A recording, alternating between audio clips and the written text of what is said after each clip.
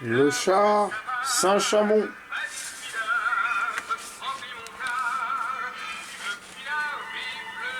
Fiche technique. Poids 22 tonnes. Longueur 8 mètres 83. Largeur 2 mètres 67. Blindage maximum 11 mm. Moteur Power 4 cylindres. Essence de 90 chevaux. Vitesse 12 km/h maximum. Autonomie 60 km. Équipage 8 hommes. Armement un canon de 75. Modèle 1912 ou 1897. 4 mitrailleuses de 8 mm. Modèle 1914.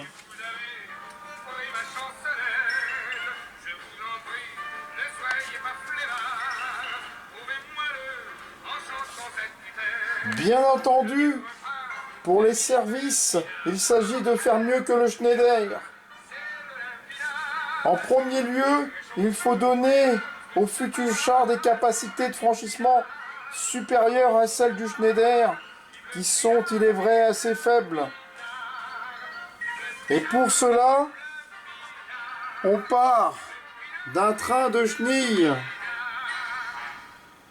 Holt, le seul disponible que l'on allonge avec un chariot supplémentaire pour passer les coupures à bord franc de plus d'1,50 m.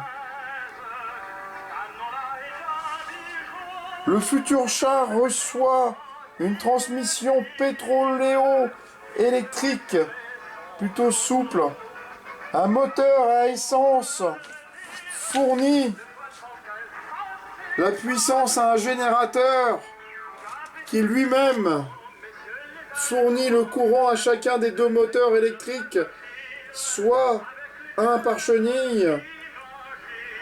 Enfin, le char sera armé d'un canon de 75, modèle 1912 de cavalerie, beaucoup plus puissant que le mortier du 75 du Schneider.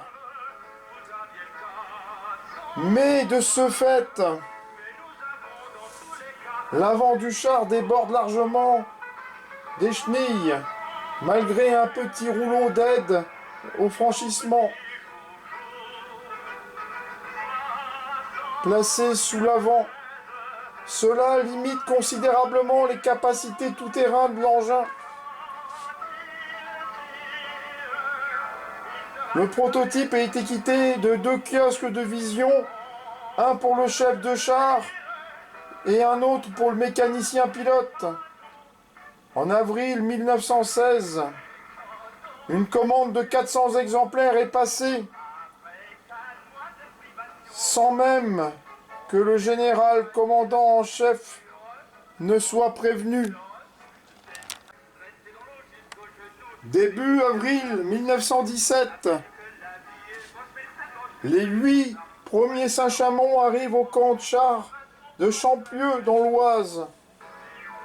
Mais ce sont des chars caissons sans armement, premiers d'une série de 48.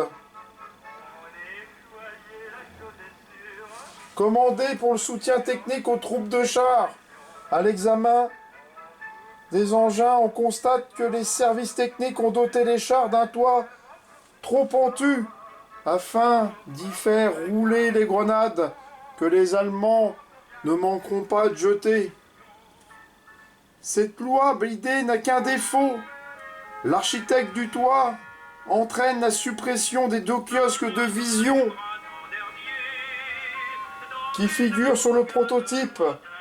De ce fait, le char devient aveugle et inutilisable au combat.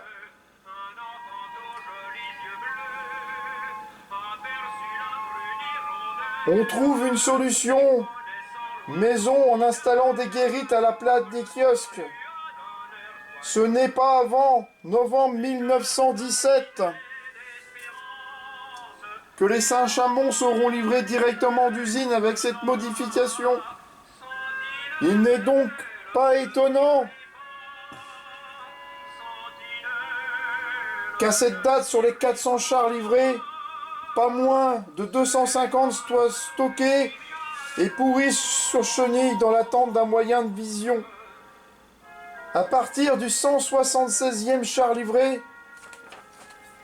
le canon de 75 de cavalerie est remplacé à la demande de la direction de l'artillerie par le classique canon de 75 modèle 1897. Les premiers Saint-Chamond sont engagés sous forme de chars caissons lors de la première attaque des chars français, essentiellement des Schneider, le 16 avril 1917 à Berry-au-Bac. Ce n'est que le 5 mai suivant que les Saint-Chamond sont engagés comme chars de combat. 12 seulement sur les 18 disponibles partent à l'attaque.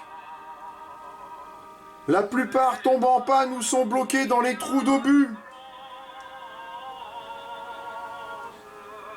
Le parc de Saint-Chamond verront ses effectifs fondre rapidement sous les coups conjugués des pertes au combat, des incidents techniques et surtout sur le manque absolu de pièces détachées. Pour maintenir un maximum de chars disponibles, la canalisation sera de règle. Malgré cela, le Saint-Chamond sera de tous les combats jusqu'en novembre 1918. Et moins de 200 d'entre eux pourront saluer l'armistice. À noter, le train de roulement trop faible pour la masse de l'engin est victime de pannes à répétition. Cela vaudra au Saint-Chamond son surnom d'éléphant aux pieds de gazelle.